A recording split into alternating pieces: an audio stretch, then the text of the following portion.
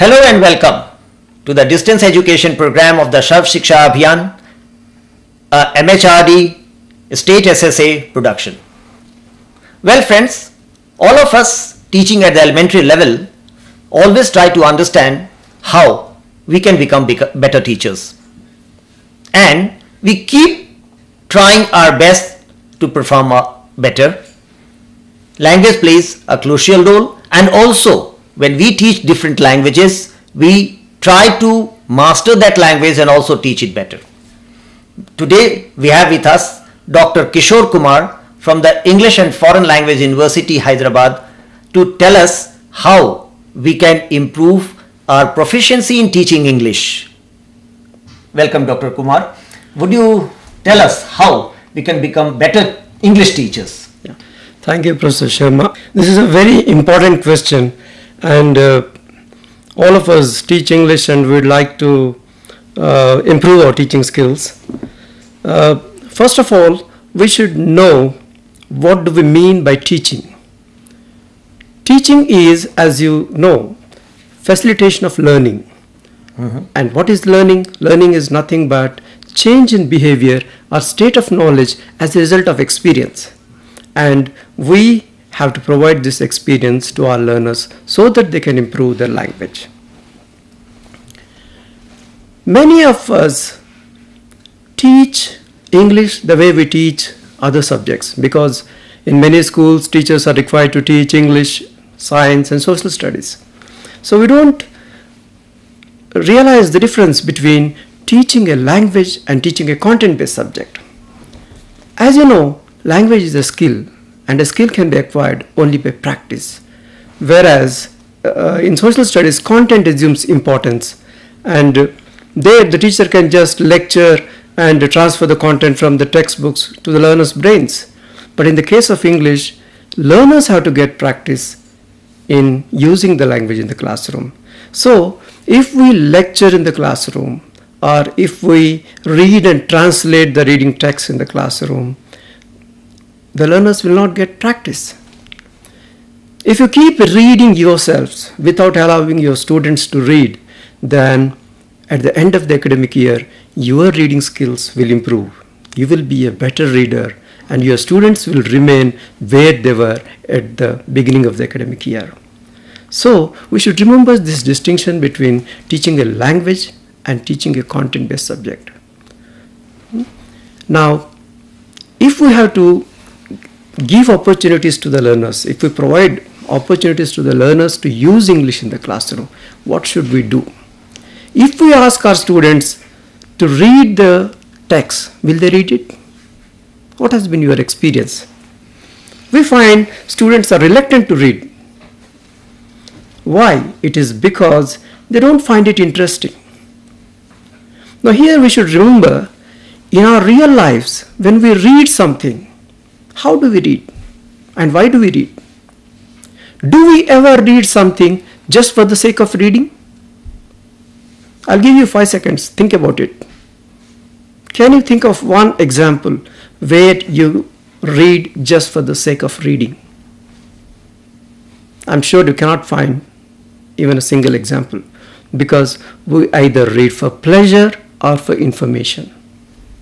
And how can we expect our students to read if we don't provide a purpose for reading the text? You must do something to arouse their curiosity and to make them want to read the text. Once you succeed in doing this, then you cannot stop them from reading the text. Even if you don't ask them to read, they will continue reading.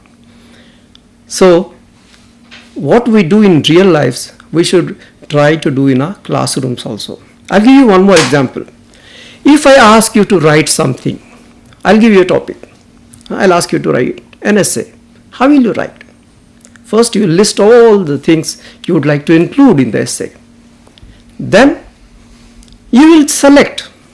Maybe you have to write only 150 words, so you won't be able to include all the ideas. So you will select the ideas. Then you will group them. Then you will order them. I'll start with this idea. Then I'll go to the next idea. Okay? And finally you write your first draft. Okay, so far your focus was on content. Now you will read it to find out if there are any language errors. Then you give it to me. But when it comes to teaching writing skills, do we do this? Some of us, yes, do this. But many of us just dictate essays. Expect the students to memorize these essays and reproduce these essays in the examinations. If we want to really help our students improve their language skills, we need to give them real life-like activities. And the learner should feel that by doing this activity, they are going to improve the language skills, and immediately after they go out of the classrooms, they should be able to use this knowledge outside the classroom. The third thing which we should remember is we teach in different parts of the country. Some of us teach in small villages, some of us teach in towns, and some others in big cities. Now, in small villages, English is like a foreign language. In towns, maybe it's like a second language. And in some states and in some cities, English is like a first language. I would like to explain what I mean by the first language, the second language, and the foreign language. By first language, what I mean, the language which is used in all the domains. There is no domain restriction. It is used at home, it is used in schools, colleges, and for business purposes. Second language is the language which is not used at home, but which is used in schools, colleges, and for business purposes. Whereas a foreign language is a language which is not used at home, not used in schools and colleges, and which is not used for business purposes or for official purposes. Though we say English is a second language in our country, there are many places where English is like a foreign language. Our learners don't get a chance to listen to English sounds because English is not at all used in their surroundings, in their environment. So, the role of the teacher in such situations is much more than the role of the teacher in a city. In a city, they come with a lot of English. The students already have language proficiency, whereas in rural areas, you need to help them more. Then, you may want to ask me, how to teach these learners? Is there anything called the best method of teaching English? Let me tell you, there are no good or bad methods of teaching English. All methods are good, but you have to decide what techniques you would like to use with your group of learners. No one can decide that for you. In the past, when people went to training colleges, they were told this is how you need to teach reading skills. This is how you need to teach writing skills. But nowadays, we say the teacher has to make decisions because the group you teach is very different from the group I teach.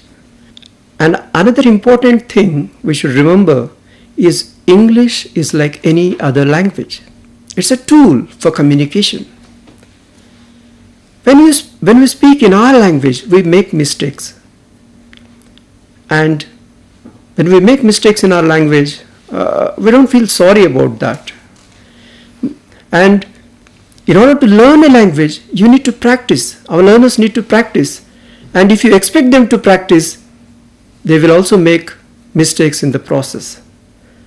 So when they make mistakes, instead of scolding them, instead of criticizing them, instead of underlying, if they write something and underlying all the errors with red pen, it's better to make a mention of the mistakes they make, and then you can address these problems later in the next classes. You should always encourage them to use English in the classroom. Let them practice. Only when they practice, they can improve their language. And finally, I would like to say, you must be a very friendly person. Now, if the teachers are strict, then learners hesitate to approach them.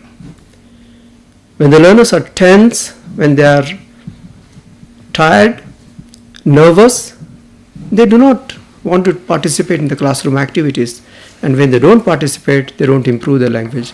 So we should be very friendly and approachable. Thank you so much, Dr. Kumar. Practice makes a person perfect. And you have given us so many clues how to become perfect teachers. We must practice our own language to be able to teach in that language perfectly well, and also make our learners make use of that language in various contexts to be perfect learners of that language, perfect users of that language. I hope all my colleagues in various schools of the country would practice this and become better teachers and help students become better learners. Thank you so much. Thank you very much.